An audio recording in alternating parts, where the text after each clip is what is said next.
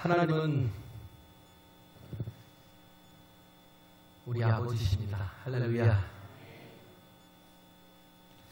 하나님 우리의 알파가 되시고 오메가가 되시잖아요.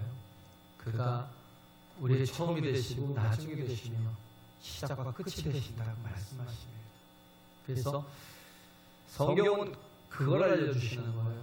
우리의 시작과 마지막이 무엇인지, 처음과 나중이 무엇인지를 알려주시는 거예요. 우리 시작도 하나님이고 끝도 하나님이에요. 할렐루야. 우리가 하나님께로부터 나왔고 또 우리가 이 땅을 살면서 살아야 될 목적이 뭐냐? 하나님의 뜻을 이루며 사는 거죠. 하나님이 원하시는 뜻대로 사는 것이고, 그리고 우리가 돌아가야 될 곳은 하나님께로 말미암아서 하나님께로 가는 것이라는 거예요. 이게 명확한 우리의 방향이죠. 그죠? 그래서 우리 인생이 참 중요한 게 뭐냐면 방향성이에요. 방향성. 여기 지금 바울이 밀레도에까지 왔잖아요. 그래서 보면 바울이 드로아에서 말씀을 전하고, 그리고 사람들을 먼저 보내서 또 이렇게 아소로 가게 하고, 바울은 그 아소로 가는 길까지 약 한 30km를 걸어갑니다. 걸어가는 이유가 뭘까라는 생각을 해봤는데, 그 이유가 하나님과의 교제였던 것 같아요. 하나님과의 그 깊은 교제 속에 거하는 것. 그러니까 뭐예요? 그 교제 속에 있었으니까 여기서 성령의 말씀을 들은 거예요. 성령의 말씀이 뭐예요? 예루살렘으로 가라는 거. 또 뭐예요? 거기에서 환난과 너에 대한 결박이 있을 것이다 라는 음성을 들은 거예요. 그래서 자신이 가야 될 길들을 명확하게 또 보게 되고 알게 되고 깨달았던 그런 계기가 안속까지 이렇게 계속 도보로 걸어가는, 제자들은 먼저 배를 타고 보내고 자신은 또 하나님과의 그 교제를 하는 그런 시간들이 있지 않았나. 왜냐하면 그 결단 시간이잖아요. 예루살렘에 가면 그 어떤 일들이 있을 것을 대충 또 바울은 또 하나님을 통해서 알았기 때문에, 먼저 중요한 건 하나님과의 관계 속에 거하는 거예요. 그 관계 속에 있을 때 모든 걸 다 이길 수 있고, 또 그 속에서도 열매를 거둘 수 있다라는 거예요. 할렐루야. 그래서 우리는 상황과 환경과 조건 여기에 매여 있지 말라는 거예요. 중요한 건 뭐예요? 내가 지금 어디에 있느냐가 중요해요. 내가 어디에 있어요? 예수님께 붙어 있느냐. 그렇죠? 왜? 예수님 포도나무 내가 가지라면 그에게 붙어 있느냐는 거예요. 붙어 있으면 어떤 상황과 조건과 여건에 상관이 없어요. 우리가 정말 그의 공급하시는 모든 것들을 통해서 열매를 맺을 수 있습니다. 할렐루야. 모든 것들을 통해서 살 수 있어요. 능력이 있어요. 그래서 우리는 어떠하든지 좀 하나님 안에 거하는 삶, 그게 우리에게 필요하다는 거예요. 그래서 그렇게 해서 또 배를 타고 밀레도까지 와가지고, 밀레도에서 이제 제일 가까운 데가 에베소예요. 밀레도에 멈췄던 이유가 있어요. 거기서 잠깐 머물렀던 이유가 에베소에 자신의 장로들을 이렇게 청하려고, 에베소의 교회의 장로들을 청하해서 또 만남을 가지려고, 교제하려고요. 그래서 지금 여기는 바울의 설교하는 장면인데, 첫 번째 설교에 대해서 얘기했지만 여기서는 고별 설교를 하는 거예요. 근데 고별 설교를 하는데 항상 바울의 설교가 그 어디에 초점이 맞춰져 있었냐면, 영혼들이 변화되는데, 거듭나는데, 영혼들에게 복음을 전하는데, 그래서 믿지 않는 영혼들에 대해서 정말 하나님의 생명의 말씀을 전하려고 애썼던 그런 사역 속에 있었는데, 여기 고별 설교는 뭐냐, 믿는 자들을 대상으로 하는 거예요. 믿는 사람들을. 그래서 믿는 사람들을 대상으로 전도 설교를 하는 게 아니라 어떻게 보면 목회적 설교를 하는 거죠. 그래서 이 본문을 통해서 우리가 알 수 있는 건 목자와 양의 관계. 그래서 목자가 어떠한 위치에서 어떻게 양들에게 지금 설교를 하는지 예? 지금 그걸 얘기를 하는 거예요. 근데 보면 뭘 얘기를 하냐면 믿음의 삶을 얘기를 하죠. 믿음은 그냥 삶이라는 거예요. 그래서 내가 너희에게 어떻게 너희들을 양육하였고 내가 어떻게 너희들에게 유익하고 좋은 것들을 다 공급하면서 살았는지 이런 것들을 기억하고 그래서 그렇게 또 살라는 거죠. 그래서 굉장히 아름다운 모습들을 이렇게 보잖아요. 그래서 에베소 장로들을 청해서 그들과 함께 하면서 그러면서 여기서 얘기하는 게 뭐냐면 사명에 관한 거예요. 자신의 사명을 통해서 너희들도 이렇게 살라는 거죠. 그 모습을 얘기를 하는 거예요. 사명에 관한 핵심이 되는 구절이 24절이잖아요. 23절에 보면 오직 성령의 각 성에서 내게 증거하여 결박과 환난이 나를 기다린다 하시나 그런 게 있다는 거예요. 그렇지만 나의 달려갈 길과 주 예수께 받은 사명 곧 하나님의 은혜의 복음 증거하는 일을 마치려 하면은 나의 생명을 조금도 귀한 것으로 여기지 아니하노라. 에베소 장로들을 만나서 이 말씀을 증거했다는 거예요. 한마디로 뭐냐면 상황과 조건과 환경과 그런 것에 얽매여 살지 않고요. 무슨 말이냐면 뭘 먹을까 입을까 마실까에 거기에 자기 초점을 두고 살지 않고 바울은 뭘 두고 살았냐면 사명을 두고 살았다는 거예요. 사명을 두고 분명하게 살았다는 거예요. 분명한 방향을 가지고 살았다는 거예요. 그래서 방향성이 있는 인생을 사는 사람이 바울이었다라는 거죠. 그래서 사명이라는 게 뭐냐면 분명한 방향성이 있는 삶을 말하고 있는 거예요. 방향이 있으니까 어떻게 해요? 달려가도 모든 게 유익한 거예요. 할렐루야. 방향이 중요한 거예요. 그렇잖아요. 막 출근하는 사람들이 막 보면 되게 빨라요. 근데 발걸음이 다르다니까요. 막 출근하는 사람들을 보면 왜? 그 시간 안에 회사에 도달을 해야 되니까 방향이 명확하잖아요. 근데 그냥 할 일 없이 그 자신의 어떤 방향성을 찾지 못한 사람의 발걸음을 한번 보세요. 굉장히 무겁죠. 여기저기 뭐 기웃거리고 이것저것 쳐다보고 그러면서 머물러 있기도 하고. 그게 뭐예요? 이게 스피드가 없어요. 왜? 방향이 없으니까. 방향이 없으니까 빨리 가야 될 이유가 없는 거예요. 걸음만 봐도 안다고 해서 방향 없는 열심은 소용이 없는 짓이죠. 열심히 있어도 방향 없는 열심은 소용이 없잖아요. 왜? 헛되고 낭비되는 인생이니까. 지금 그걸 얘기하고 있는 거예요. 지금 계속해서 우리 주구장 하나님 말씀이 뭐냐면 우리 가는 이 길 끝에서 우리는 주님을 만나야 되는 명확한 목적이 있다고요.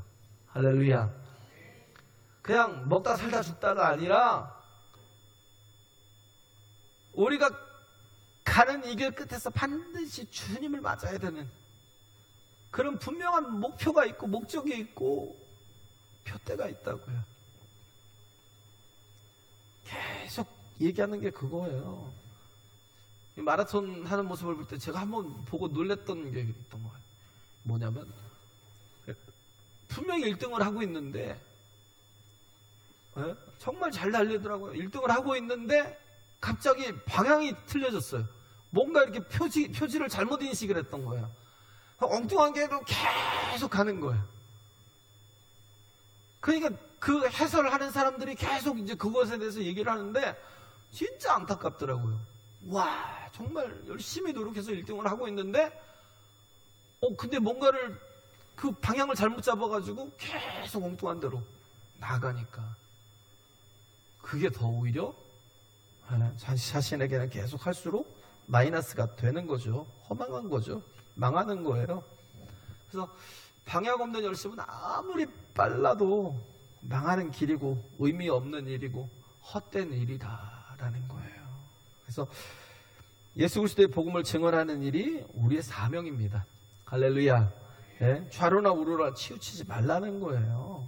그래서 우리가 이번 주에 누가복음 3장을 봤잖아요. 침례 요한에 대해서 이렇게 쭉 봤지만 침례 3장 1절부터 보면 막 갑자기 막 왕들이 나오고, 그죠? 각 분봉왕들이 다 나오고, 그때 또 이렇게 다스렸던 총독이 누군지가 나오고, 그리고 또 제사장이 또 누가 안나스와 가야바가요? 또 그 제사장들이 나오고, 그러면서 나오는 게 뭐냐면 요한이에요.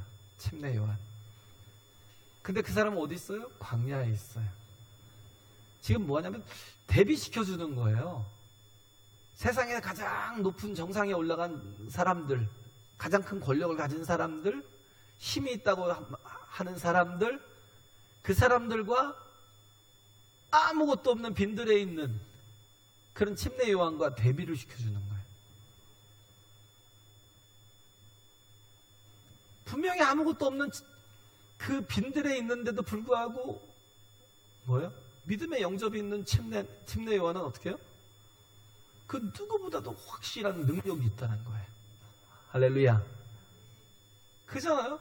엄청난 능력이 있잖아요. 모든 걸 다 가졌다라고, 세상의 능력을 다 가졌다고 하는데도 불구하고, 그것도 제사장들인데도 불구하고 그들에게 다가가는 사람은 없는데, 침례 요한은 그런 타이틀 하나 없는 사람인데도 불구하고 그가 믿음으로 하나님을 영접하니까 모든 온갖 좋은 것들이 다 그에게 쏟아지잖아요. 말씀을 비롯해서, 그죠? 하나님 함께 하시는 그 모든 것들이 그에게 있으니까 그가 빈들에 있고 광야에 있는데도 불구하고 사람들이 다 거기로 몰리는 거예요. 왜? 거기에 생명이 있으니까. 할렐루야. 거기에 생명이 있으니까. 왕궁에 가 있어야 돼요? 내가 누구보다도 높은 자리에 앉아 있어야 돼요? 그래야 영향력이 있다고요? 가짜예요. 그런 걸로 영향력이 있는 게 아니라 우리는 온전한 믿음이 필요해요. 할렐루야. 정말 하나님을 의지하는 온전한 믿음이 필요하다고요. 그래야 우리가 하나님이 주신 모든 것들을 통해서 일할 수 있다라고요. 민수기 3장에 보면 레위 지파가 나와요. 레위 지파는 다른 각 지파들이 그 20세 이상 50세 이하까지 그 남자들만 치잖아요. 남자들만 계수하는 이유가 뭐냐면 전쟁에 나가서 창과 칼과 활을 들고 이렇게 싸울 수 있는 사람들, 그런 장정들을 계산을 해요. 20세 이하는 치지도 않아요, 다른 지파들은.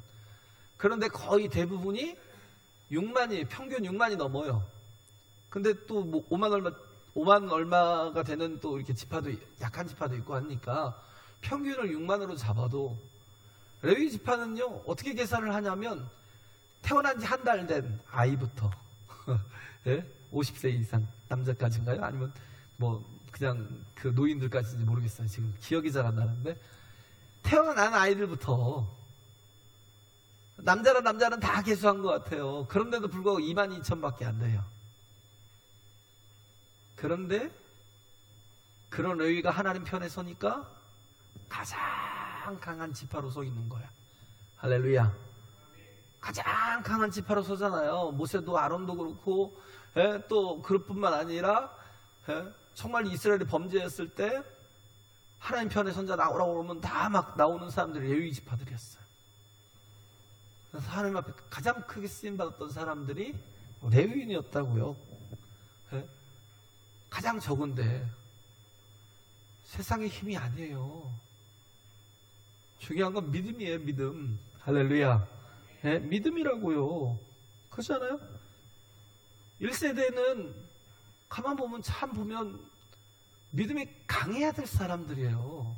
왜냐하면 1세대는 그 애굽의 학정 속에서 하나님의 구원을 받았잖아요. 10가지 재앙을 통해서 바로를 치시는 모습을 다 보았고요. 그리고 6월절에 그 모든 것들을 다 경험했고요.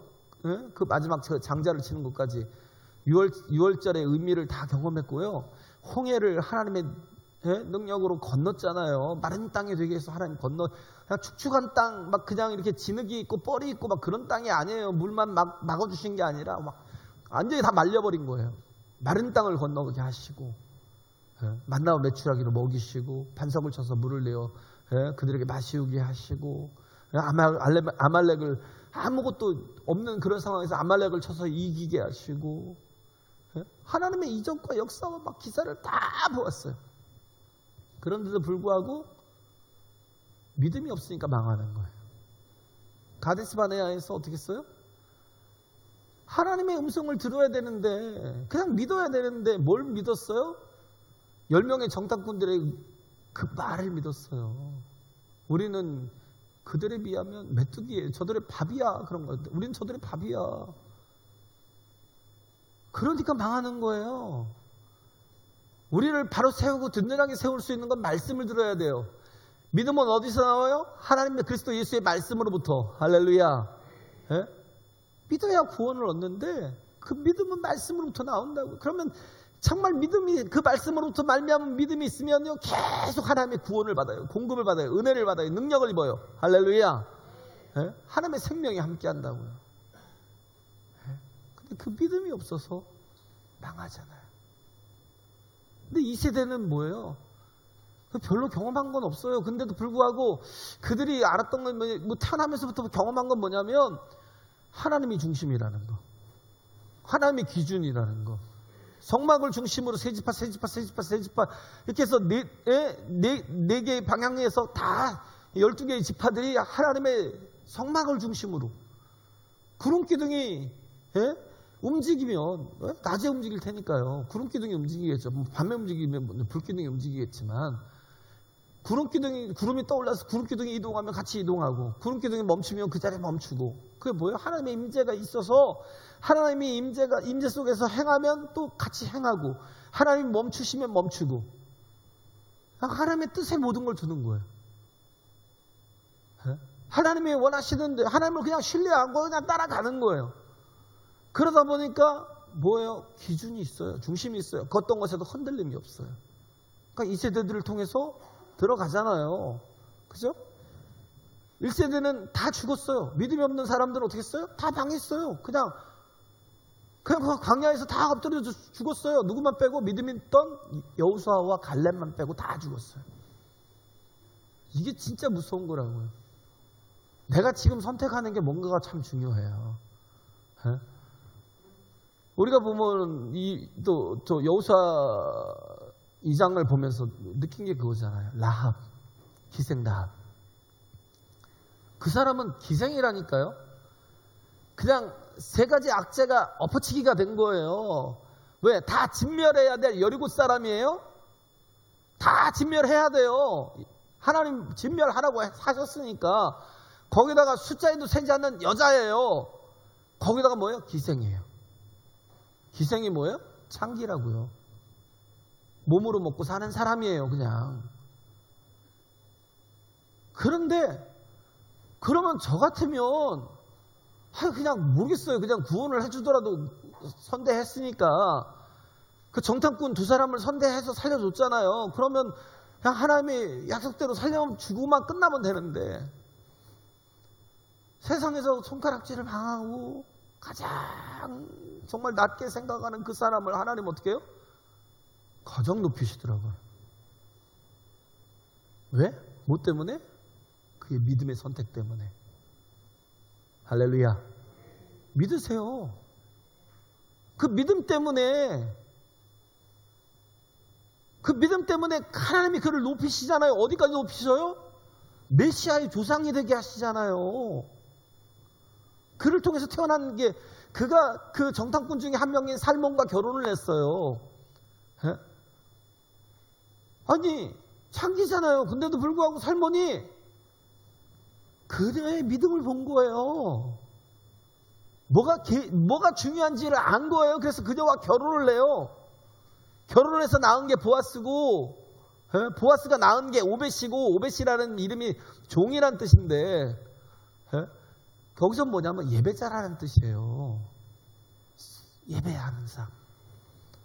오벳이 또 이새를 낳고 이새가 다윗을 낳았다니까요. 라합이라는 사람은요, 어떻게 보면 우리는 그런 생각을 하잖아요. 저런 여자가 무슨 메시아의 조상이 돼? 저런 여자가 저건 또 이방인이잖아요. 당연히 진멸돼야 될 여자들을 살려줬으면 그냥 살려준 것 때문에 고맙게 여겨야지. 저런 사람을 왜 하나님께서 가장 귀하게 여기시냐고 불만을 가질 때가 있죠. 근데 하나님이 보시는 건 딱 한 가지예요. 믿음이 큰 걸 보셔요. 할렐루야. 믿음이 큰 걸 보셔요. 믿음의 선택. 그 여호수아 2장에서 딱 대비되는 게 뭐냐면 이스라엘 백성과 그냥 이방인이었고 기생이었던 라합의 믿음과 대비를 시켜요. 이스라엘 백성들은 그 모든 은혜와 능력과 기사와 표적과 하나님의 그 구원을 다 경험했는데도 불구하고 믿음이 없어서 망했어요. 다 죽었다니까요. 우리는 다 뭔가를 이렇게 해도 군중심리가 있어요. 왜? 저 사람이 저 정도면 나도 이렇게 해도 된다고 생각을 해요. 제발요. 다 죽었어요. 믿음이 아니면 다 죽었다니까요. 적당히. 제발요. 신앙은 적당히 하는 게 아니에요. 내가 이 정도는 내가 여기서 내가 이 정도 하면 뭐 되겠지. 하려면 라합처럼 하라니까요. 믿음의 선택을 하라고요. 라합은 어떤 사람이었어요? 그냥 소문을 들었어요. 하나님께서 애굽에서 건져내셨다라는 거, 그리고 홍해를 건너셨다라는 거, 그리고 아모리족 속에 그 누구예요? 그 옥과 뭐 시온인가 뭐 그 사람들을 다 이렇게 진멸했다라는 거. 굉장히 큰 일을 막 하셨다는 그 소리를 듣고 우리가 막 마음이 녹았대요. 근데 라합은 소문만 들었어요. 근데 말씀을 직접 막 들었고 막 그랬던 사람들은 다 망했는데도 불구하고 소문을 듣고도 그것을 믿은 사람, 영접한 라합은요, 하나님께서 살리실 뿐만 아니라 그를 가장 존귀하게 높이셨다고요. 할렐루야. 뭘로요? 군중심리로 살지 마세요. 하나님 앞엔 철저하게 가자고요. 믿음은 철저하게 가자고요. 할렐루야. 적당히 가지 마시라고요. 그냥 어차피 할 거면 적당히 가서 뭐예요? 사람 속여도 사람은 속여요. 근데 하나님 속여요? 아니요. 안 돼요. 하나님은 알아요. 어떤 사람을 쓰겠어요? 믿음의 사람만 쓰신다니까요. 할렐루야. 아무리 그가 기생이었고 창기였고 몸을 파는 사람이었어도 그 사람을 하나님 귀하게 여기신다고요. 그래서 하나님이 선대하시는 거예요. 라합의 스토리에서 우리가 깨닫는 게 뭐냐면요, 하나님의 방법. 라합이 영접한 게 뭐예요? 라합이 믿음은 선택이에요. 뭘 선택했어요? 하나님의 방법을. 우린 자꾸 내 방법 갖고 살려고 그래요. 내 방법 가지고 되는 줄 알아요. 내가 적당히 이렇게 하면 될 거라고 생각을 해요. 아니라니까요. 하나님의 방법이에요. 그 약속을 하잖아요. 정탐꾼들과 약속을 해요. 정탐꾼들이 뭐라고 그래요? 야, 네가 우리를 그 창문을 통해서 밧줄을 달아서 내린 것처럼 저 밧줄을, 우리가 쳐들어올 때 저 밧줄을 그 창문에 메어서, 저 붉은 줄을 메어서 우리로 보고 너희들을 보호하게 해달라. 그러면 그러잖아요. 아니 왜 하필 붉은 줄이야? 노란 줄도 있고 파란 줄도 있고, 아니 별로 또 눈에 좀 이렇게 혹시 배반자라고 이게 또 혹시 낙인 찍혀서 우리 죽을 수도 있으니까 다른 줄로 하면 안 돼? 그냥 눈에 잘 안 띄는 걸로 하면 안 돼? 붉은 줄이어야 된다니까요. 왜? 그게 구원의 약속이니까. 그게 구원의 약속이라고요. 예를 들어 그런 거잖아요. 노아 때 방주에 올라타야 어떻게 해요? 구원을 얻는 거예요. 근데 한 번도 비가 온 걸 경험한 적이 없어요. 윗물과 아랫물로 나눠져가지고요, 모든 게 너무 완벽했거든요. 수분이. 비가 오는 걸 한 번도 경험해 본 적이 없는 그런 상태인데, 야, 비가 와서 홍수로 인해서 우리가 다 멸망할 거야 라고 그러니까 그걸 이해가 되냐고요. 그게 납득이 돼요? 그런데도 뭐예요? 방주에 올라타는 게 하나님의 구원의 방법이라고요. 그러면 어떻게 해요? 내 어떤 생각을 가지고 판단하는 게 아니라 하나님의 구원의 방법을 받아들이는 거예요. 그 하나님의 구원의 방법을 그냥 선택하는 거예요. 그게 믿음이라고요. 할렐루야. 그 고집 부린 사람 다 죽었죠. 안 탄 사람 다 죽었어요. 아니 6월절에 어린 양을 잡아다가 문인방과 문설주에 어린 양의 피를 막 진하게 바르라고 하면 좀 납득이 되냐고요. 그게 이해가 돼요? 그러면 넘어간다고 그러니까 6월 패스오버 한다고 그러니까 아니 무슨 어린 양의 피를 바른다고 넘어가냐고. 근데 그걸 받아들이는 게 믿음이라니까요. 그걸 안 받아들이는 사람은 그 집은 장자가 다 죽었어요. 근데 그걸 받아들이고 어린 양을 잡아서 그 문인방과 문설주에 어린 양의 피를 발라놓으면 어떻게 해요? 패스오버 했다고요. 넘어갔다고요. 할렐루야. 예? 그게 구원의 방법이라고요. 아니 생각을 해보세요. 불뱀에 그들이 원망하다가 이스라엘 백성들이 원망하다가 어떻게 했어요? 불뱀에 물려갖고 다 죽게 생겼어요. 그런데 하나님이 뭐 약 올리는 것도 아니고 장대에다가 노랫물 달아서 높이 들어서 다 보게 하라는 거예요. 보는 자는 살 거래요. 에? 이게 납득이 돼요? 이해가 돼요? 이게 공감이 되겠냐고요? 안 되죠. 근데 중요한 건 뭐예요? 보는 자는 살리라. 할렐루야. 예수님의 십자가도 마찬가지잖아요. 왜 자꾸 내 계산을 해요? 하나님이 우리에게 구원의 그 약속을 주셨으면 그걸 그냥 받아들이는 게 믿음이라고요. 에? 자꾸 내 생각, 내 방법 그걸로 내가 내 인생의 그 믿음을 깎아먹지 말라고요. 그게 뭐예요? 자기 소견에 오른 대로 사는 거. 그게 자기 소견에 오른 대로. 예수 그리스도의 그 십자가가 우리의 구원이라면 그를 바라보고 영접해야죠. 할렐루야.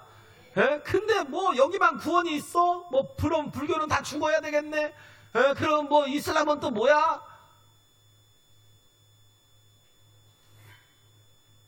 그게 하나님의 약속이라면, 하나님과의 약속이라면 그걸 받아들이는 게 구원이라고요. 참 어리석은 게, 죄송합니다만 어리석은 게 뭐냐면요, 가나안 교인들, 가나안 교인이 뭐예요? 안 나가 교인들 교회를 안 가요. 왜? 교회가 요즘 백해무익하대요. 아니 교회가 하나님의 구원의 방법이라니까요. 주님의 피값 주고 사신 하나님의 공동체가 구원의 방법이라고요. 할렐루야.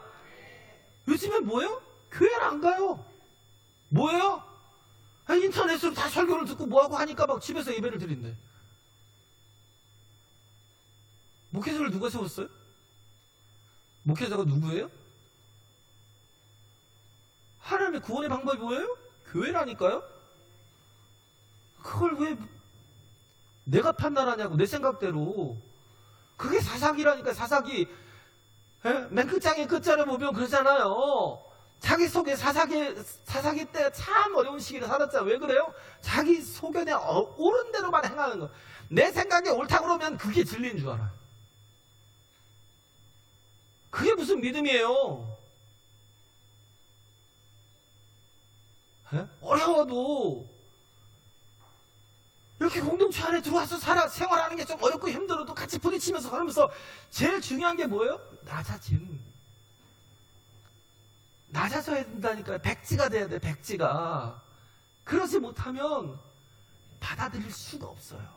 사람을 못 받아들일 뿐만 아니라 하나님의 구원의 방법을 받아들이지 않아요. 왜? 내 생각대로 하니까. 바리새인과 크리스찬의 그 차이가 뭔지 아세요? 그들도 회개를 해요. 바리새인들도 회개를 하는데 그들도 죄를 짓죠. 왜? 죄를 짓는다고 생각 안 해요. 다 의라고 생각하는 게 아니에요. 죄를 지으면 죄를 지은 거에 대해서 하나님 앞에 회개를 해줘. 왜? 다윗도 죄를 지으니까. 근데 그들은 죄에 대해서는 회개를 해요. 근데 의에 대해서는 회개를 안 해요. 왜? 나한테 의가 있다고 생각을 해요. 그래서 뭐요? 예수님을 영접 안 해요. 그리스도로 옷 입는 게 없다고요. 주여, 나는 의가 없습니다. 나는 선한 것이 없습니다. 나는 그리스도께서 나를 이끌어 주셔야 됩니다. 그리스도로 옷 입어야 됩니다. 주님의 의를 입혀 주셔야 됩니다. 그래야 나는 하나님 앞에 나갈 수 있습니다. 그게 아니고요. 이들은 자기 의가 있다고 생각해 당당해요. 우리는 뭐에 대해서? 의에 대해서, 또 우리가 죄에 대해서 다 회개를 해요. 나는 정말 약합니다. 부족합니다. 하나님의 은혜가 필요합니다. 하나님의 인도하심이 필요합니다. 주여 나를 불쌍히 여겨달라고. 그게 세리였고요, 그게 창기였고요, 그게 죄인들이었다고요. 할렐루야. 우리가 신앙생활을 뭘로 해요? 내 소견대로? 말씀이 왜 필요해요? 바세바가 라합이 믿음으로 뭐 한 거예요? 하나님의 그 구원의 방법을 그냥 받아들인 거예요. 그래서 우리를 선대해달라. 헤세드. 내가 너희를 살려서 보내는 것처럼, 내가 너희를 선대하는 것처럼 너희도 우리를 선대해달라. 그에게 필요한 게 뭐예요? 하나님의 구원. 그러니까 그 약속을 받아들여서 불구주를 잡아내린 거예요. 그래서 그 집안에 있는 모든 사람은 다 살았어요. 이게 하나님의 뜻이라고요. 정말 내 생각, 그 자아가 깨지지 않으면요, 그 자아가 부서지지 않으면요, 그냥 겸손하게 낮아져야 되는데, 이사야 40장에 있는 것처럼 골짜기가 도두어지고 골짜기도 올라와야 돼요. 근데 작은 산들이 또 낮아지는 게 있어야 돼요. 두 가지가 다 되는 거예요. 그래서 평지가 되는 것. 이사야 40장 4절에 보면 너무 교만하면 어떻게 해요? 안 돼요. 신앙이 안 된다고요. 교만하면 그냥 나는 아무것도 아니야 하고 낮아져야, 그래도 이 공동체 안에 들어와서 신앙생활을 하죠. 자존심이 아니라 말씀이 내 안에 들어오면 자존감이 살아난다고요. 할렐루야. 정말 높아진 거는 낮아지고, 철저하게 낮아지고, 그리고 낮아진 것은 또 도도해야죠. 우리는 골짜기가 얼마나 많아요. 막 골짜기가 되게 많죠. 그렇잖아요? 골짜기가 많아갖고 우리는 그 일본 분이 그런 얘기를 하더라고요. 우리에게는 그런 어떤 낮아짐 같은 골짜기가 나오잖아요. 뭐냐면 열등의식, 뭐 죄책감, 좌절감, 이것으로 오는 게 우울증, 정신분열, 뭐 정서불안. 계속 우리는 다 그 속에 있어요. 다 골짜기가 있다고요. 어두운 골짜기가 있어요. 막 힘든 게 있어요. 그래서 대인기피하고, 저라고 없겠어요? 저도 있어요. 하나님 은혜로 사는 거지. 할렐루야. 그잖아요. 그러니까 일본 선교를 하시는 어떤 선교사님이 그런 얘기를 하는 거예요. 일본 사람은 4분의 1이 히키코모리래요. 사람들을 기피하는 거. 돈을 벌어야 되니까 직장을 나가긴 해요. 그래서 어떻게든 어렵지만 그래도 대면에서 돈을 벌어요. 그렇지만 집에 오면요, 집안에만 틀어박혀 있어요. 그래서 그들은 편의점이 되게 발달되어 있어요. 그래서 근데 지금 우리나라도 편의점이 엄청 발달되는 이유가 뭔지 아세요? 자꾸 히키코모리가 생기거든요. 결혼도 못해요. 결혼 안 하는 거라고요? 아니요, 못 하는 거예요. 결혼도 못해요. 아니, 하나 되는 제 자체를 못해요. 내가 왜 희생할 마음이 전혀 안 되니까, 헌신할 수 있는 그런 게 안 되니까, 안 된다니까요. 자꾸 우리나라 히키코모리가 생겨가지고, 그래서 뭐예요? 다른 사람들을 못 받아들여요. 그런 거예요. 그래서 그게 굉장히 크다라는 거예요. 그래서 이게 괴담이 어디서 나온, 일본에서 나온 거예요. 왜 우리나라가 자꾸 그 괴담 같은 걸 수입을 해가지고 그 이상한 걸 막 그런 문화를 받아들이는지. 거기는 원래가 그 우상이 800만 개가 넘잖아요. 그러니까 늘 뭐가 있어요? 두려움이 있는 거예요. 인형을 못 버린대요. 인형을. 아침에 일어났더니 인형이, 빤듯이 있던 인형이 돌아다니시대요. 그래서 막 두려워해요. 왜? 인형 속에 영혼이 있다고 생각을 해. 아니, 지가 돌려놨든지, 아니 엄마가 하다가 툭 쳐가지고 돌아가셨든지 그럴 수 있잖아요. 자기가 분명히 인형을 쓰레기통에 버렸대요. 그런데 아침에 보니까, 아침에 자고 일어났다 봤더니 막 그 쓰레기통에 있어야 될, 사라졌어야 될 인형이 다시 돌아왔대. 엄마가 주스다 놨겠지. 지가 온 걸로. 그래서 거기는 인형조차도 못 버려요. 신사가 있어요. 인형을 태워주는 신사가. 돈도 비싸게 받고. 뭐예요? 미친 거죠. 우리가 뭘로 살아요? 잘난 것처럼 자꾸 자기 소개를 옳은 대로 산다고 되는 게 아니라고요. 자기 생각이 옳은 대로 산다고 되는 게 아니라고요. 우리는 뭘로 사냐? 하나님에 대한 믿음으로 사는 거예요. 할렐루야. 예? 이 바울처럼 우리는 분명한 목표가 있어야 돼요. 표대가 있어야 돼요. 그러니까 뭐예요? 흔들림이 없잖아요. 예? 그 어떤 것에도 흔들림이 없잖아요. 그 빌립보서 3장 14절에도 보면 표대를 향하여 그리스도 예수 안에서 하나님이 위에서 부르신 부름의 상을 위하여 쫓아가노라. 그에게는 분명한 목적이 있잖아요. 믿음으로 사니까. 할렐루야. 하나님의 주신 구원을 받아들였을 뿐만 아니라, 그죠? 그 다음에는 뭐예요? 하나님이 주시는 그 인생의 사명을 받아들이고 사니까 표대가 있으니까 흔들림이 없이 계속 전진해 가는 거예요. 예? 디모데후서 4장 6절에서 8절에 보면 거의 기가 막힌 말, 죽기 전에 한 얘기잖아요. 관제와 같이 벌써 내가 부음이 되고 나의 떠날 기약이 가까웠도다. 나의 선한 싸움을 싸우고 나의 달려갈 길을 마치고 내가 믿음을 지켰대요. 이제 후로는 나를 위하여 의의 멸관이 예비되었다 얘기하잖아요. 정말 그 인생은 흐트러짐이 없어요. 왜? 하나님의 뜻에 자신의 인생을 방향을 잡았으니까. 할렐루야. 순교를 당하면서도 두려움이 없어요. 우리는 자꾸 내 생각 가지고 살아요. 내가 생각이에요? 마귀가 주는 것들이 다 보면 마귀가 주는 것들이라고요. 막 불안하게 하고 두렵게 하고 막 절망스럽게 하고 너는 안 돼 막 그러면서 막 그렇게 만들고. 근데 우리는 뭐예요? 말씀으로 사는 거예요. 말씀으로. 내 생각 가지고 사는 게 아니라. 할렐루야. 그러니까 흔들림이 없는 거예요. 두려움이 없는 거예요. 그 가장 아름다운 인생이 뭐예요? 방향과 표대와 사명이 명확한 사람. 할렐루야. 예? 사명을 붙들고 사니까 흔들림이 없는 사람. 예? 생각은 마귀가 줄 때가 많다니까요. 생각으로 사는 사람은요, 되게 마귀에게 속히 사는 사람, 인생이에요. 마귀가 자꾸 가룟 유다에게 뭘 줬어요? 예수를 팔 생각을 계속 주는 거예요. 결국 팔았어요, 예수를. 그렇잖아요. 우리도 자꾸 내 생각대로 내가 판단하고 사는 것 같지만 그 생각을 누가 주면 마귀가 준다고요. 마귀가. 왜? 믿음이 없으니까 어떻게 해요? 생각이 많아지는 거예요. 믿음이 있으면 뭐예요? 말씀대로 그냥 가면 돼요. 생각이 필요 없어요. 그냥 말씀대로 사는 거예요. 말씀이 기준이에요. 말씀이 중심이에요. 할렐루야.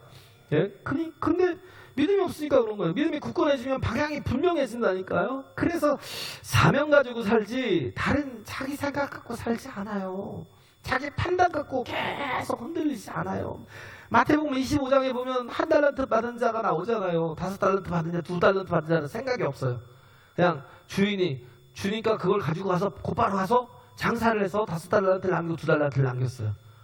생각하고 판단하지 않았어요. 하나님과 한 대로 순종하고 가는 거예요. 근데 1달란트 받은 사람은 많이 생각해요. 네? 그래서 나중에 그러잖아요. 당신은 굳은 사람이라 심지 않은 데서 거두고 해치지 않은 데서 모으는 줄을 내가 안다라는 거예요. 야, 대단히 참 많이 생각했다. 근데 그게 뭐예요? 진짜 주인이 그랬어요? 아니잖아요. 자기 생각이죠. 내 생각이 옳아요? 옳지 않아요. 뭐예요? 자기 합리화를 하는 거지요. 자기 방어를 하는 거죠. 옳지 않다니까요. 그래서 내린 결론이 뭐예요? 땅에 묻어버린 거예요. 야, 그 귀한 기회를요, 1달란트라는 건 어느 정도냐면 약 한 몇억? 몇십억? 그 정도에 제가 얘기했잖아요. 그 정도 데나리온이 아니라니까요. 달란트라니까요. 어마어마한 거예요, 그게. 그걸 가지고 그냥 땅에 묻어버렸어요. 기회를 다 날려버렸다고요. 생각이 많은 사람들은 자꾸 이러고 살아요. 생각만 하고 살아요. 생각만 하다가 뭐예요? 행동이 안 돼요. 생각만 하니까. 그냥 말씀이 있으면 말씀을 받아들이고 그냥 행하면 돼요. 할렐루야. 왜? 하나님의 말씀은 다 옳다라고 생각하고 그냥 행하면 돼요. 근데 그걸 못 해가지고 어떻게 해요? 그냥 망하는 거예요. 그래서 행동을 못하자 하나님이 주셨다고 여호수아와 갈렙이 막 아니야. 하나님께서 젖과 꿀이 흐르는 땅을 우리에게 주셨고 저들은 우리의 밥이야. 근데도 불구하고 받아들이지 않고 원망하다가 아무것도 안 하고 다 죽었어요. 생각을 많이 하면요 행동이 없어요. 행동이. 네?